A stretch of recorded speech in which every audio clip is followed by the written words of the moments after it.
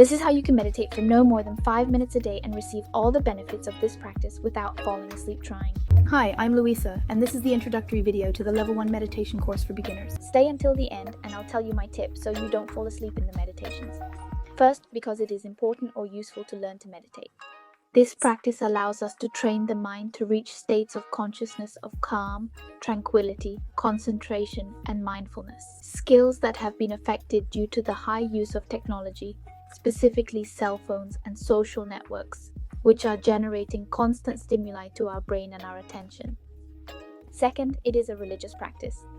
Well, meditation is an age-old mental practice which has its roots in philosophical and spiritual traditions. It's a secular practice, which means you don't need to be a part of any type.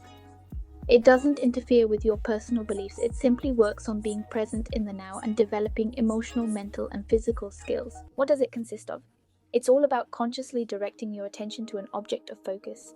This can be breathing, a mantra, an image or body sensations, aimed at developing mental clarity, inner peace, mindfulness, and concentration. Well, and what are the benefits for mental, emotional, and physical health? As for mental health, it helps to reduce cortisol, the stress hormone, and also decreases anxiety and muscle tension. On the other hand, it improves focus and concentration.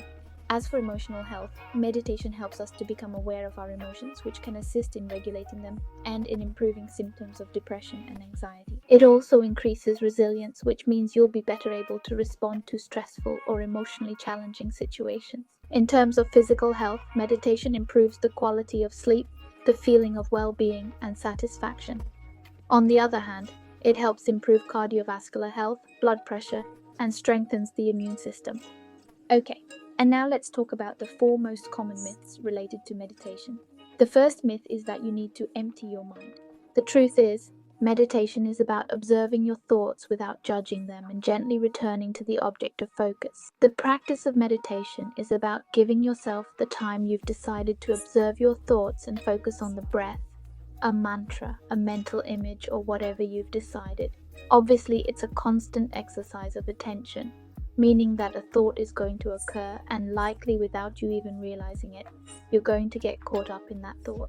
The task is that as soon as you realize that this happened, you return to your original point of focus. Over time, you'll get less entangled with your thoughts.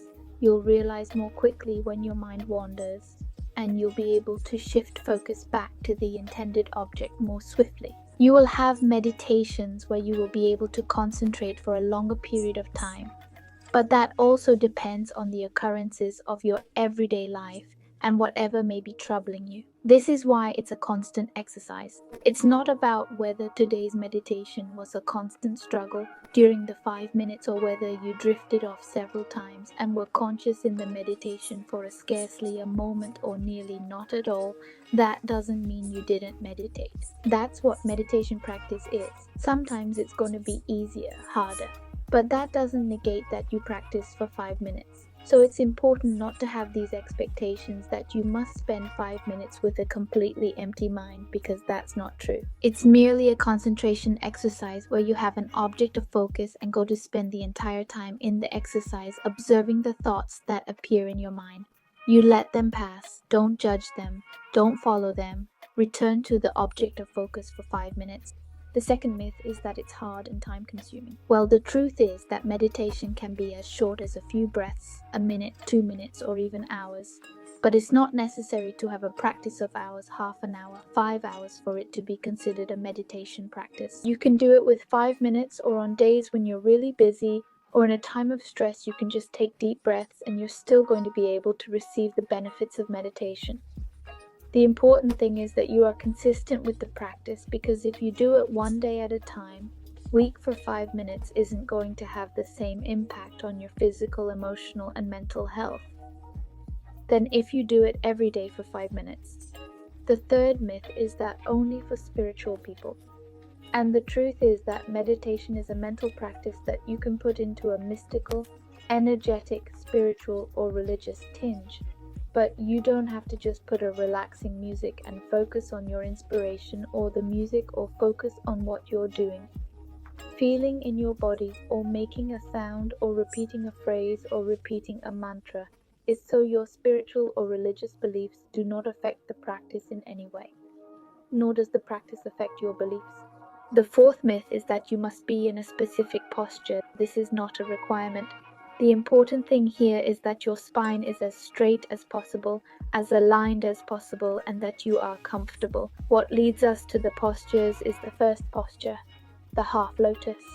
It involves sitting on the floor or on a flat surface with your legs crossed, where you'll place one of your legs on top of one of your thighs, just one of them, and that's why it's half lotus. The full lotus is when you do it with both legs, but that requires a lot of flexibility.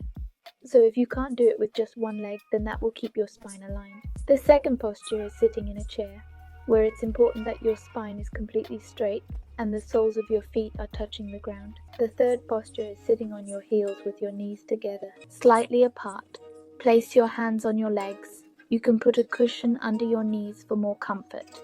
And the fourth meditation position is to sit on the floor with your legs crossed, as we saw in the first position, but putting a pillow or a cushion under your buttocks to raise your hips and make it easier to keep your spine straight. It can also be adapted to lie down. So for this, you can lie down on a flat, firm surface, keeping your legs slightly apart. You can do this with your legs completely stretched or bent, and your arms at the sides of your body with your palms facing upwards. This position can be useful for those who have difficulty staying seated. It's important to remember that comfort during meditation is key. So if during meditation you feel any physical pain or discomfort, do not hesitate to adjust your position. Well, now where to meditate? If you are to start the practice, it's important to find a quiet or uncrowded place, but also keep in mind that you can use headphones or earplugs to control auditory distractions.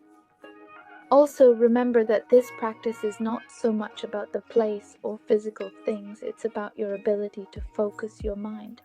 Over time, you'll realize that you'll be able to meditate even in less than ideal environments with noise and people around you. Okay, so how will we do this course? In total, I will teach you 10 breathing techniques. This will be through one breathing technique each week, where I'll upload a video doing a meditation with this breathing technique. And the idea is that you do it for the next 7 days before moving on to the next video. You can do this from Monday to Friday or from Sunday to Sunday, however you decide. If you want 2 days off, that would be your weekends. So then it would be 5 days of practice, or you can do it every day. You can do them in the mornings as soon as you wake up or in the evening before going to sleep, whatever is most comfortable for you. So, I'm going to tell you the 10 breathing techniques that you're going to learn at this level with some of their benefits and in the order that you're going to learn them. The first is abdominal breathing, which helps us with calmness and relaxation. The second is complete breathing, which helps us use all lung capacity for optimal oxygenation of the body and mind. The third is square breathing, which helps us balance the nervous system. The fourth is B breathing, which helps us reduce stress and anxiety. The fifth is inhalation extension breathing, which helps us stimulate energy and vitality. The sixth is C breathing, which helps us with tranquility and mental clarity. The seventh is resonance breathing, which helps us humanize the body and mind. The eighth is the 4-7-8 breath, which helps us induce sleep and reduce anxiety. The ninth, the Priya Smile breath, which helps us renew physical energy, nourish emotions. And the last and finally would be the alternate breath, which helps us balance the central hemispheres and vital energy. Lastly, 3 recommendations for meditations. First, have comfortable clothes.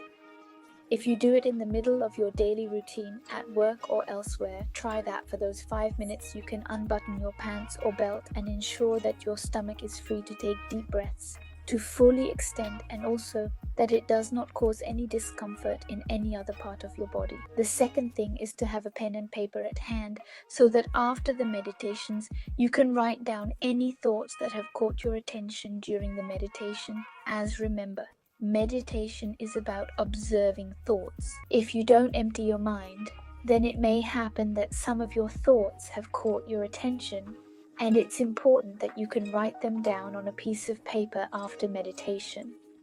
Also, that you can write down what you consider important if there were any obsessive thoughts. if they seemed too short, if they seemed long, if they felt eternal, if they made it difficult for you to breathe, if you felt any difference in your emotional, physical, or mental state, and any other type of observations. And finally, my tip for not falling asleep is that you don't close your eyes. What does it mean that during meditation we normally fall asleep because we completely close our eyes, and we're not used to closing our eyes without sleeping? We usually close our eyes because we want to fall asleep. So what can you do not to have your eyes fully open and to be distracted by what's going on around you? You can close your eyes and open them a little bit, relaxing your eyelids, blurring your gaze, and you'll be able to see this part of your body. The other way to do this is by directing your gaze to the tip of your nose. So congratulations, we have already started the meditation course with this video. The task for this week is for you to take 5 deep breaths in the day, and next week you start with the first video of the course. Leave me comments if you have any questions. Also leave me a comment if you're going to do this meditation course with me, and like it if you found anything useful during the video. Don't forget to subscribe so that you are up to date with the meditation course.